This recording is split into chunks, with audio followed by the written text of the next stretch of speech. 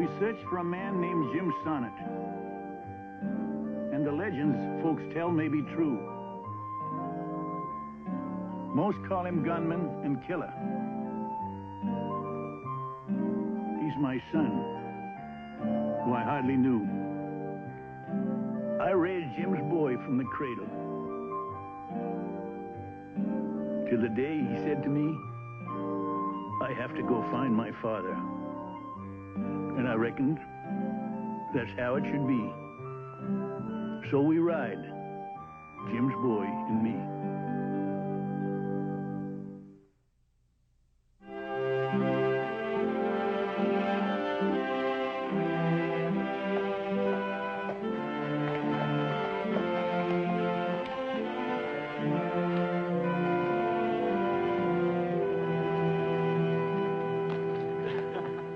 Thanks, Mr. Peebles. Yeah, you give me a hand with this wheel, son. Sure. You men got a long ways to go. Well, I hope not. We just put a mighty long ride behind us. Yeah, we're looking for somebody. You lawmen? Nope. We're looking for my son, James Sonnett. Oh, Jim Sonnett.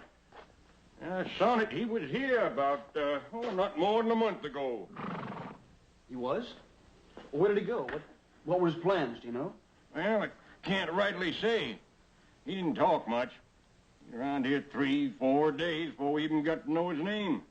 James hung around this town 3 or 4 days? That's right. He kind of took a liking to us. Town liked him, too.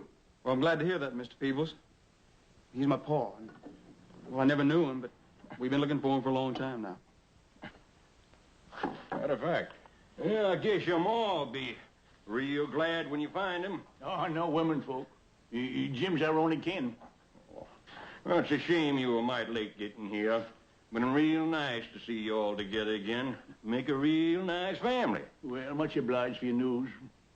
We'll be back and see you a little later as soon as we get some fodder for set. Yeah, I'd see to your horses.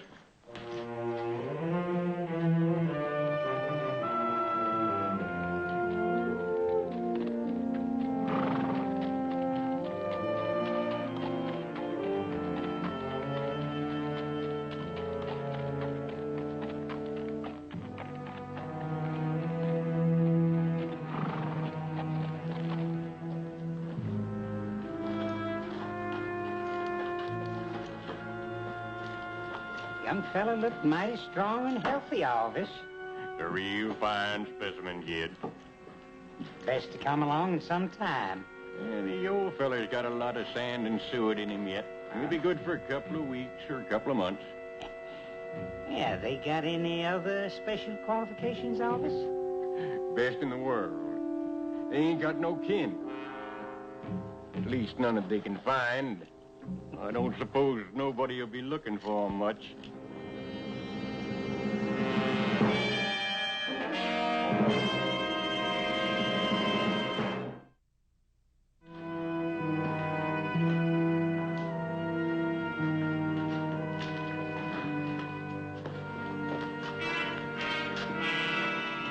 Figure out why James would hang around a pest hole like this for 3 or 4 days.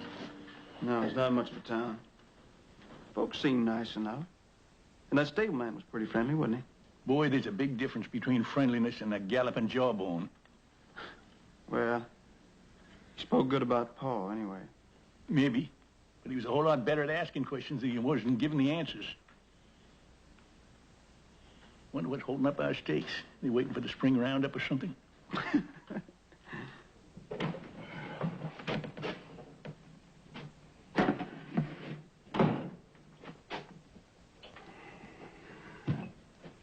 We'll back you, Virgil.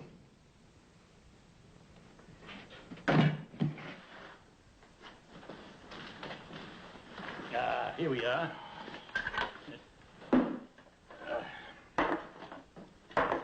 That'll be $1.50.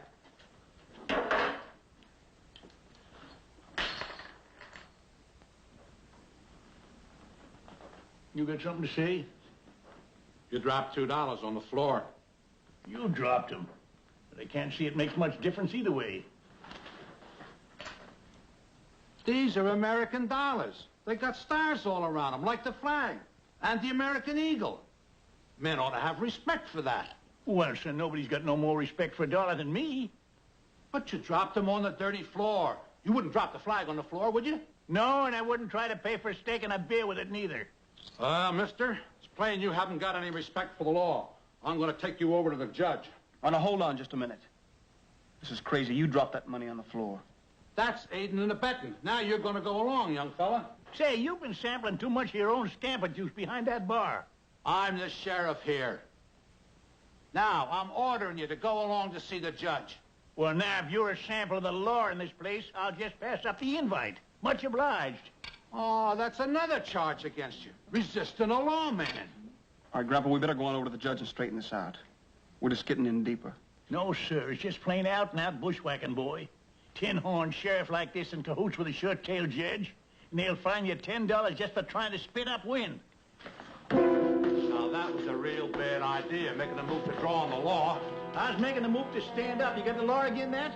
You men saw them try to draw on me. Go on, get their guns. Mister, if I'd have been fixing to draw, they'd be reading your last will and testament now. No brag, just fact. Go on, get a move. The judge ain't hardly going to believe how many laws you two busted. Come on. I can't hardly believe it. No, sir. I can't hardly believe it about these two fine, upstanding-looking men. Well, I could add more charges, Your Honor, but I figure on the Sabbath we ought to temper justice with mercy. You know, I don't usually hold court on a Sunday, but I do believe in a defendant's right to have a fast hearing. I'll just get up here on the bench, and we can settle this matter with no more bother. Mr. Peebles, why don't you tell us what the fine is, and we'll pay up and get out of here. Oh, no, son. You ain't pled guilty or not yet. And I have to make my finding. We have to make this hearing real legal-like. Well, this here court is now in session. Honorable Judge Arvis Peebles presiding. Get your hats off.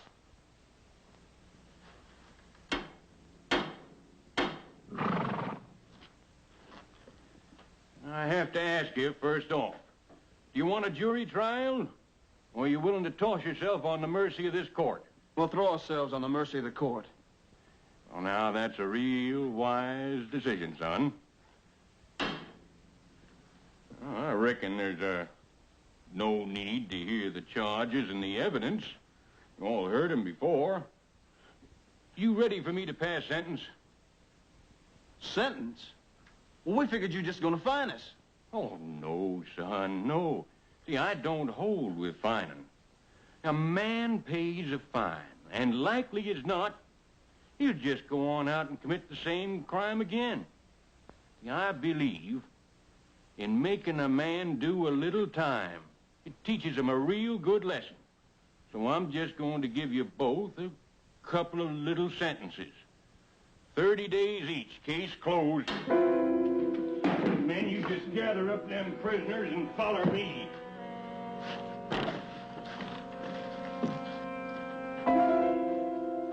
All right, Hack, load them into the buckboard. What's the trouble with walking? The jail's right over there. It is that, but you ain't going there.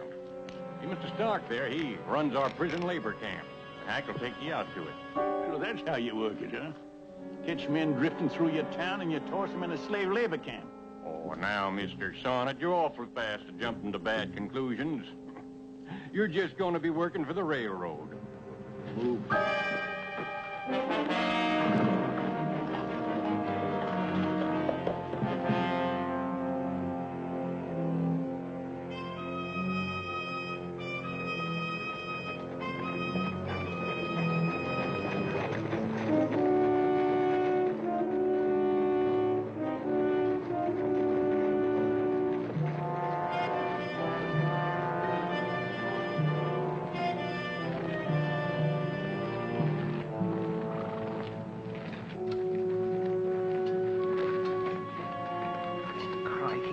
Just no codger and a kid. 2 more mouths to feed out of the rations this greasy sack outfit gives us. And I'm gut shrunk already. Here they are, Gid. You down, stand to attention. On a double. You men are now in an outfit that's run on a strict military order. Because you're going to be doing important work for your country. You're going to be doing something helpful and worthwhile for a change. Yeah? You're going to help dig a tunnel through that mountain for the new railroads coming along. While you and that thieving judge pocket the money the railroad pays you.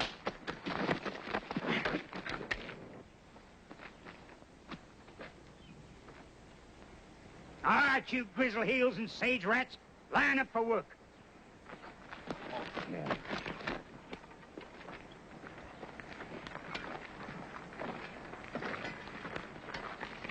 You all right, Grandpa? Don't worry none about me, boy. Just one more score to settle with these birds. You got off lucky, old man.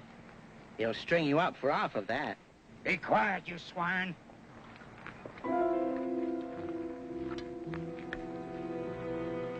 Hey, you. What are you doing there? Get in line. I guess you forgot, Mr. Stark. I'm Huey Benson. My time is up. I'll be going home this morning. Well, Huey Benson, do you know that your pants ain't been properly washed? It doesn't matter. I'm going home. Yeah, now, ordinarily, that'd be 100 lashes. But I don't figure you'd hold up. So I'm going to be lenient. I'm just going to give you another 30 days. No, that isn't right. All right. I've been working twice my time. 1, 2, 3, 4. That isn't right. 2, 3, 4. 1, 2, 3, 4. 1, 2, 3, 4. You promised. I helped you. I told you when the others were trying to escape. Huey should have known better. Only lucky ones who ever get out of here are them that die.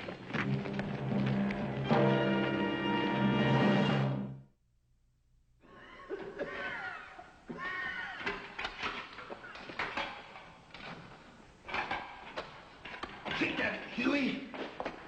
You go on back with the gunnies. They're your friends. I only told him once. If you escaped anyway, you would have been shot. You hardly blame the fella for trying every way to get out. He don't sound like he's got too long to go. He's a snake. Yeah, well, let he without sin cast the first stone, but not this one.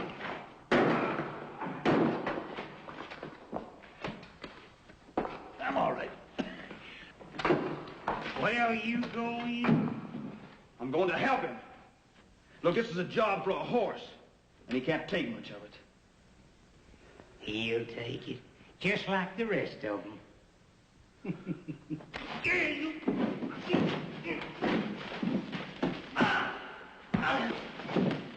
No. Well, we're going to have to smooth some of the humps out of your ornery hide. Now, haul in your neck and get back on the business end of that slammer there. Ready to blow. All right, everybody out. We're going to blast. Come on. Come on, out with you. Hey, Get away from me.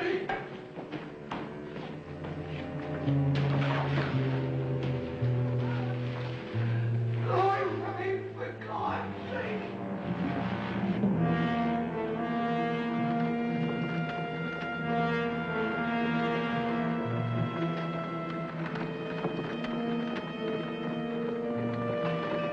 Chloe!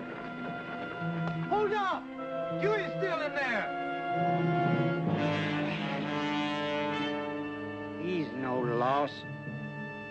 Blow it.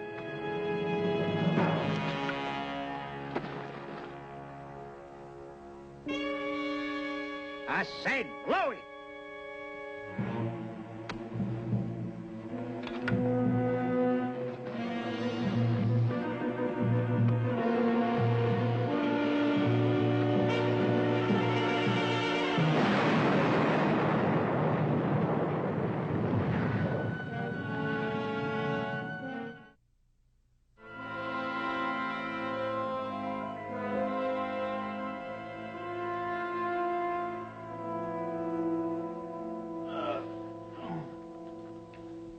Seems like you could have figured some way to get out of here by now.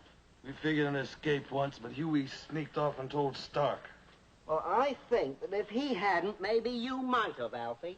What are you saying, Pickett? Well, look at the way your beef is piled. You got legs clean out of the seat of your trousers, yet all you get is nice little easy jobs, like stringing fuse.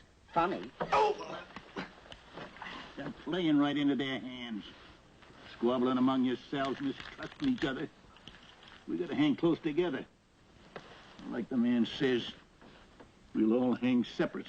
Well, at least I don't have to bunk down next to this bloody hay burner. One of these nights he's gonna flop over on me, and then he'll have to mail me to the bone orchard. In an envelope.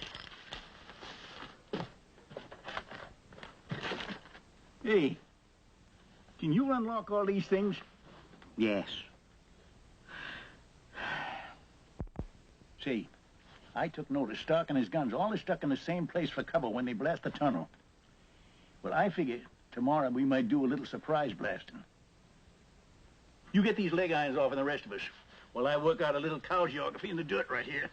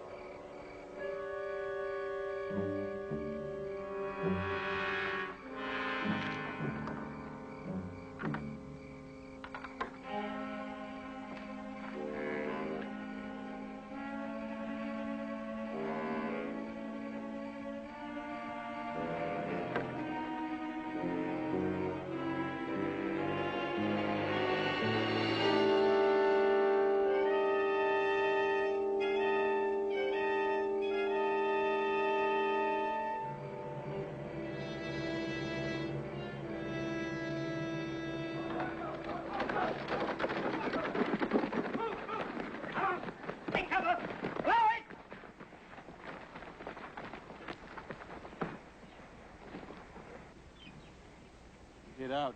Same as always.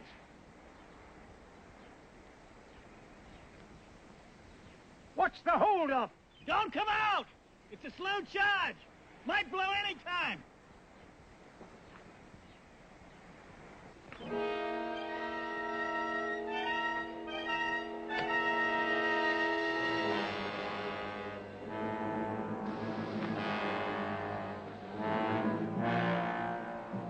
What are you standing there for? I thought I told you.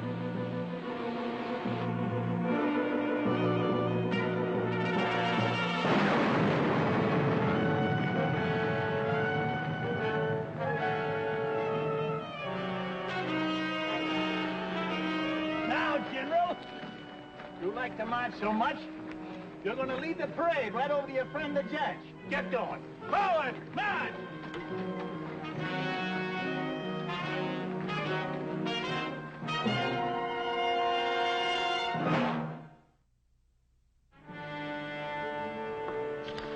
Release and pull.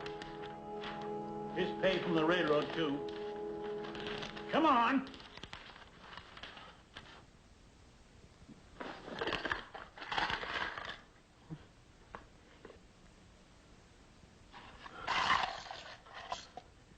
It'll ruin me. And stopping the tunnel's gonna ruin the whole town. Mr. Peebles, you're just finding out something you should have known as a smart judge. Men can stand a lot of injustice. What really hurts is justice. You're lucky. You got your hides left. Yeah, maybe you get started in a new line of work. I wrote that letter to General Kearney. And when he gets here, he just might put you to work on that railroad tunnel. Oh, you like that? All that fresh air and good exercise?